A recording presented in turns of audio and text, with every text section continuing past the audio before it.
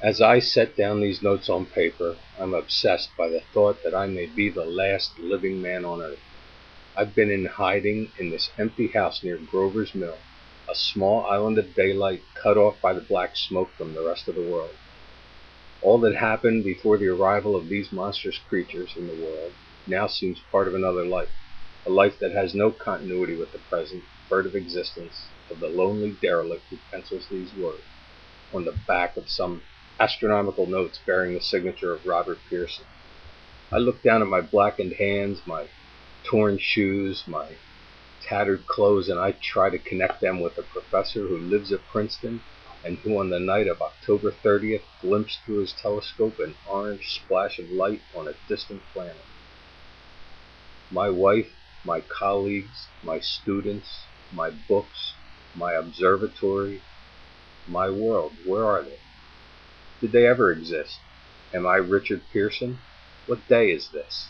Do days exist without calendars? Does time pass when there are no human hands left to wind the clocks? In writing down my daily life, I tell myself, I shall preserve human history between the dark covers of this little book that was meant to record the movement of the stars. But to write, I must live, and to live, I must eat. I find moldy bread in the kitchen, and an orange, not too spoiled to swallow. I keep watch at the window. From time to time, I catch sight of a Martian above the black smoke. The smoke still holds the house in its black coil, but at length there is a hissing sound, and suddenly I see a Martian mounted on his machine, spraying the air with a jet of steam as if to dissipate the smoke. I watch in a corner as his huge metal legs nearly brush against the house. Exhausted by terror, I fall asleep. It's morning. Morning. Sun streams in the window. The black cloud of gas is lifted, and the scorched meadows to the north look as though a black snowstorm has passed over them. I venture from the house. I make my way to a road, no traffic. Here and there a wrecked car, baggage overturned, a blackened skeleton. I push on north. For some reason I feel safer trailing these monsters than running away from them, and I keep a careful watch. I have seen the Martians feed.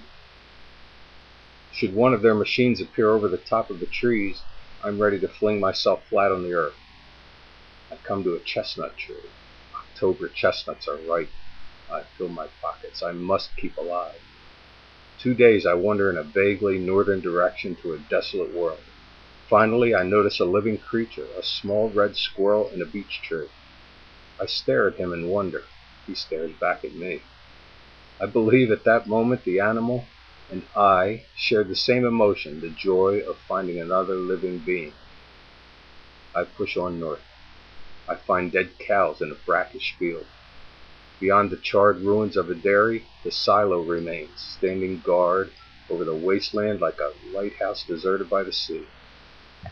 Astride the silo perches a weathercock. The arrow points north.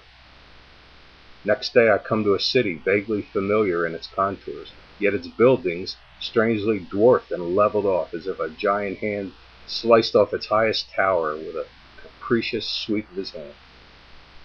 I reached the outskirts. I found Newark, undemolished, but humbled by some whim of the advancing Martians. Presently, with an odd feeling of being watched, I caught sight of something crouching in a doorway. I made a step towards it, and it rose up and became a woman armed with a large knife.